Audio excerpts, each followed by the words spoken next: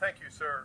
It is Eric Previn from the 2nd District here in the lovely Valley. It's such a joy to be here today.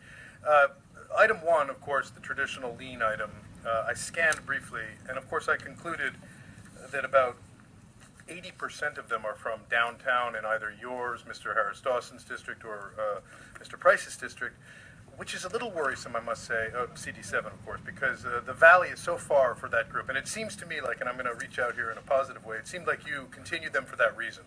And I appreciate it. But it may also have to do with the fact that the building and safety employee didn't get the memo that we're in Van Nuys. This has happened now twice. So going forward, I would just ask that we notify Charles and the building and safety folks when we are going to meet in Van Nuys with a special little tickler so that they can be here to greet the folks who might show up to save themselves and not join the many ranks of homeless in Los Angeles. Obviously, we are all collectively concerned and devastated by the recent numbers. Up 23% is especially painful. But the good news is, and there is no good news, that by showing high homeless number now, we have veered off topic, Mr. President. I'm just finishing my comment on the liens, sir, which are putting people out of their homes by definition because you're giving them a huge amount of money, and that's a problem. Now, to be fair, Rue did manage to squeeze 1 or 2 in today. I think that we are going to settle her here. Let's move forward. Item number 5 is the YWCA, sir. That's the Young Women's Christian Association, a big organization.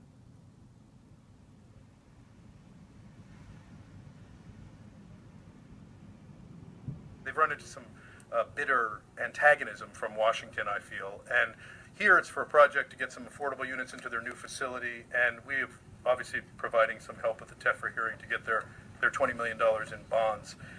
Correct me if I'm wrong. It is $20 million. Thank you. And now, item number 6, I wanted to say for Mr. O'Farrell, who has really done an excellent job supporting the controller, who is redoing his office. Now, the reason why he's redoing his office, and one of the previous speakers scanned it slightly wrong, it's not $80,000. $80,000, I believe, covers the hiring hall construction piece. It's a $200,000 upgrade. And for anybody who's ever been to the auditor controller's office, it looks like a little mini LACMA. This guy is doing a great job of keeping it looking nice on the outside. It's possible that the inside does not look as good. So maybe he needs to work done. He might want to rejigger. When I saw repairs to the auditor controller office, I thought they meant big repairs. Like, what about the city surplus property problem that we've asked him to look at that he's still getting around to while collecting donations from the very recipients of the free city property or the really discounted stuff, like as my CD2 representative will remember at the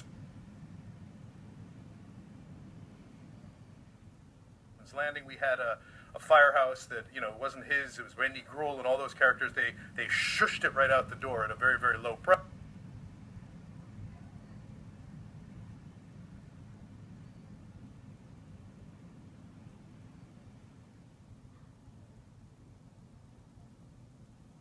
And now we're involved in all sorts of controversy on that. I've got 1 more second. I'm going to just take a deep breath and then go to my general public. Let's go to his general public comment.